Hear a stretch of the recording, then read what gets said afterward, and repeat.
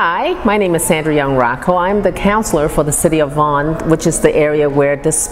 Victoria Ballet School is right now. I'm very happy to have Victoria Ballet School here in our City of Vaughan because they bring a lot of culture to our city, and I've seen them grow from when they started at the very beginning to where they are now, and it's spectacular. I just had a wonderful tour of their entire facilities, and seeing the students and seeing how dedicated they are to the arts and to ballet is absolutely amazing. I think if we want to get serious about ballet as a profession, as something that you want to be out there as known as a ballerina, you do need that time. You need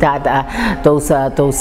instructions. That's why I think a day school like the Victoria Ballet Academy is a perfect type of setting where the very best of the best comes here to learn and to really get themselves to be perfect, to go out there, to be able to compete international, to be able to be recognized internationally. I know that there's been already a few graduates of the school, and I want to see more of these graduates because they are the very essence of what we're all about here in our community, is to bring these children up to a standard that we have always been trying to reach and constantly trying to reach, and hopefully that these graduates will come back to teach others so that we can continue on this growth.